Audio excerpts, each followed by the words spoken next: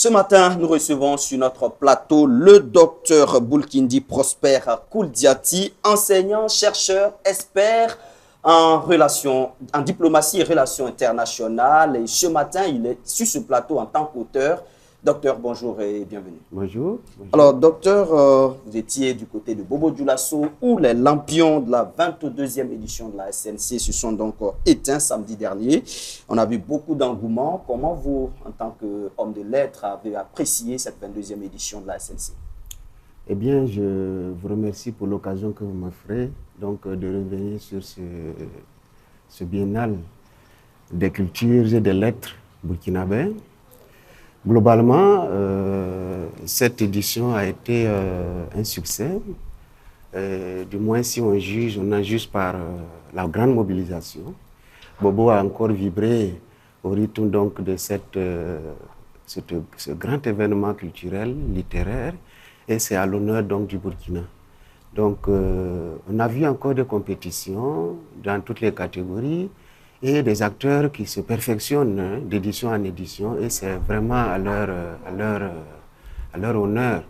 Et il y a aussi que les politiques culturelles peaufinent davantage leurs outils pour que ce biennale soit toujours au rendez-vous et à la hauteur des attentes donc, des populations burkinabées. D'accord. Alors, docteur Kouldiati, à l'occasion de la 22e édition de cette SNC, vous avez donc dédicacé un nouveau livre intitulé « 50 ans du Grand Prix national des arts et des lettres, section lettres 1974-2024, acteurs, auteurs, œuvres et thèmes, panorama critique ». Est-ce que vous pouvez nous faire une brève description de cette œuvre? Oui, c'est un ouvrage, un essai que j'ai essayé donc de publier, et qui m'a pris autour de 16 ans de réflexion. Et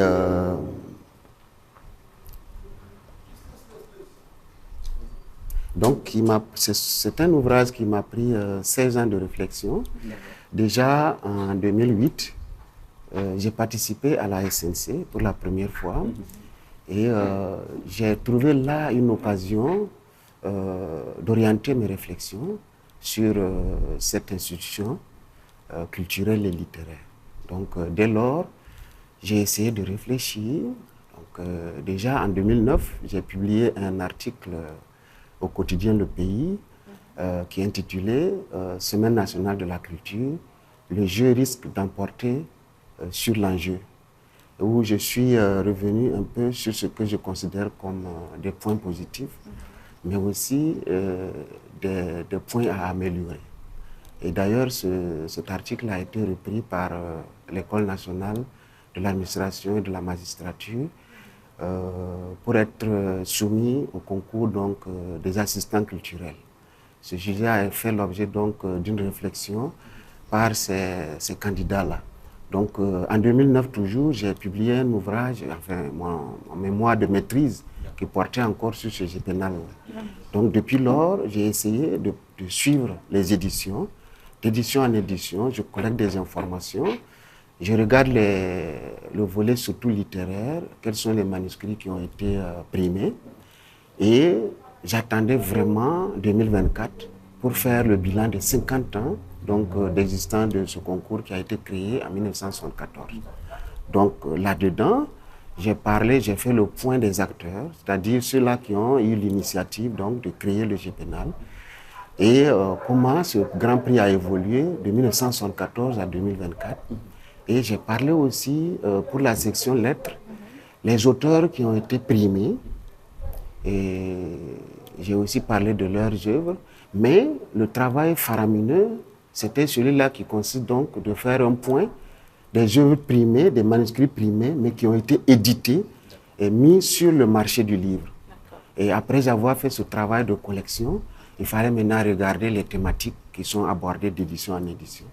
Donc c'est vous dire que c'est un ouvrage qui reconstitue la mémoire donc, du GPNAL dans toutes les catégories, mais j'ai mis un accent particulier sur les lettres, puisque je suis un littéraire, un critique littéraire.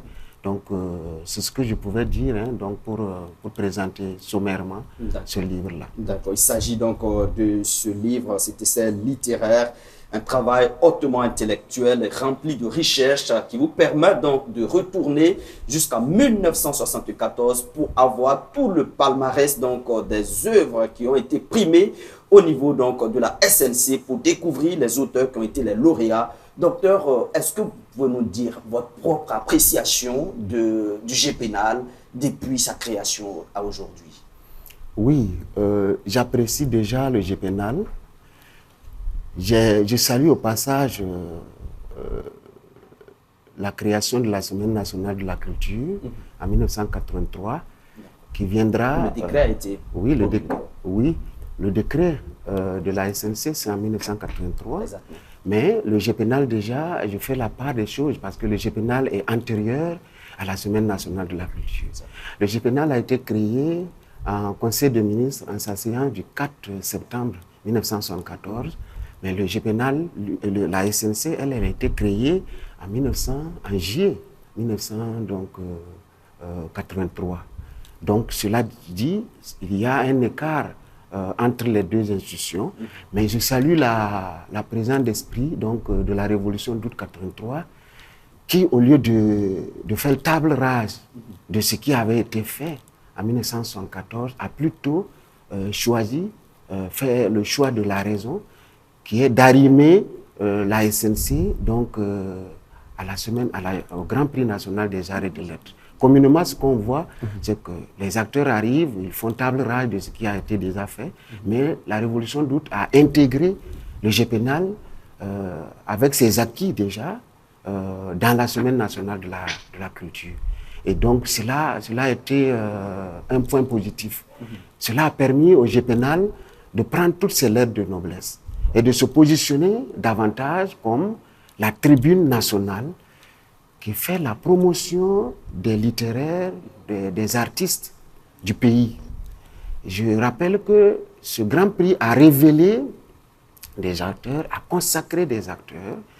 Nous avons fait un bilan de 362 manuscrits, dont 180 ont été édités avec des genres différents, en théâtre, en nouvelles, en contes, en poésie, surtout en littérature en langue nationale.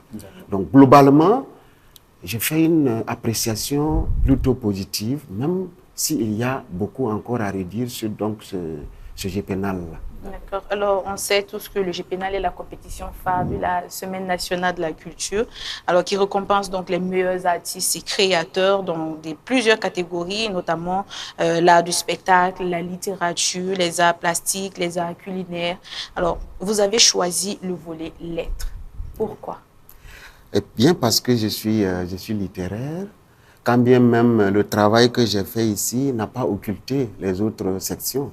Mais je vais être honnêtement dans mon domaine pour ne pas surfer sur le domaine des autres. Parce qu'il y a des spécialistes donc en culture, en art, et j'ai bien voulu être dans mon domaine par devoir d'honnêteté intellectuelle. Donc c'est mon domaine.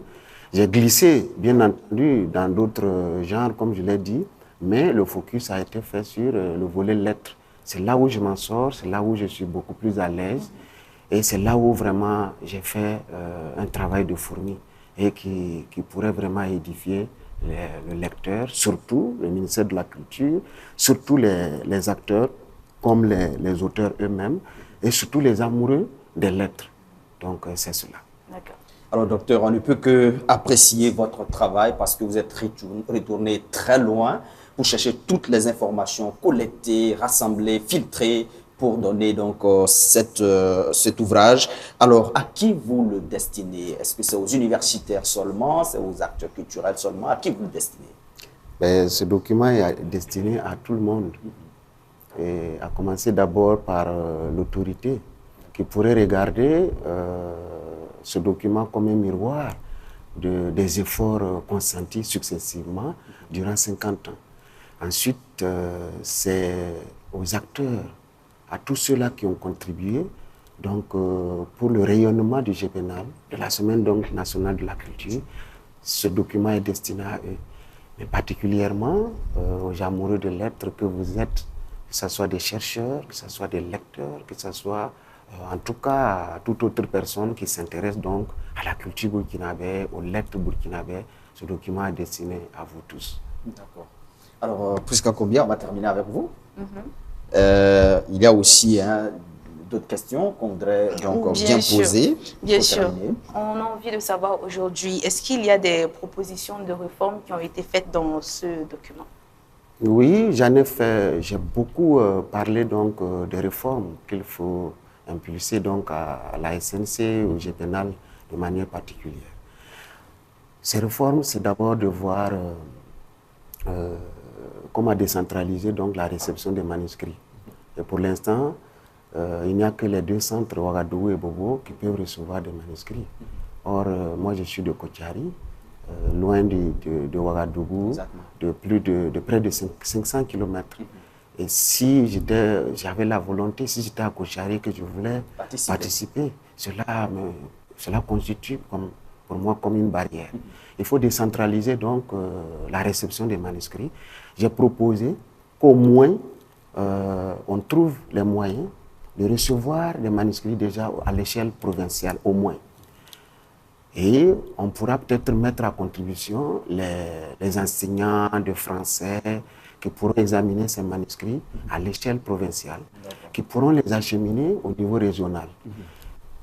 Dans toutes les régions aujourd'hui au Burkina, il y a au moins un centre universitaire.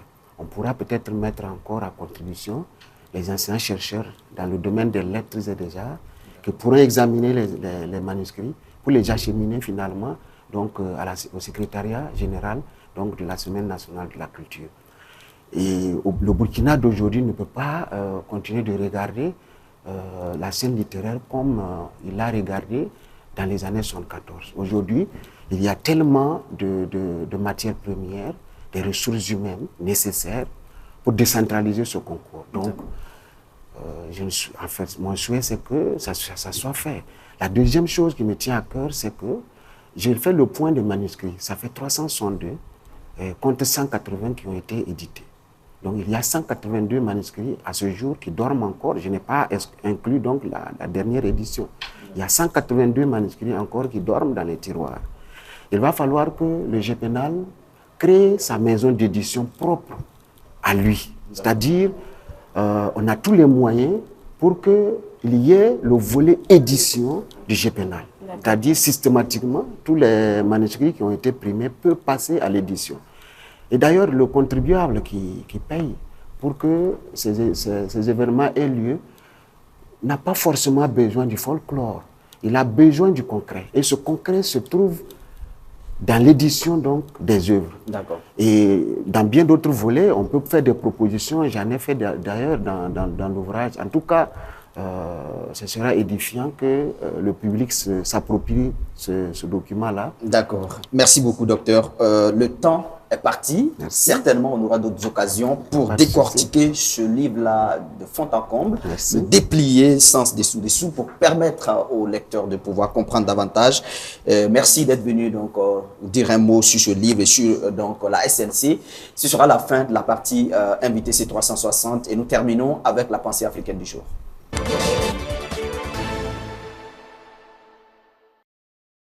La pensée africaine du jour est une citation de Fatou Diomé, femme de lettres franco-sénégalaise, née en 1968. Elle dit ceci, je cite, « La vie, ce n'est pas d'attendre que les orages passent, c'est d'apprendre comment danser sous la pluie. » Fin de citation marquant la fin de ce premier numéro de la semaine de Prime Time. Merci à vous de l'avoir suivi. Excellente semaine à vous. Restez sur nos antennes ainsi que sur nos plateformes digitales car l'actualité continue. D'ici là, portez-vous bien et n'oubliez pas, chaque matin est une nouvelle chance. Au revoir.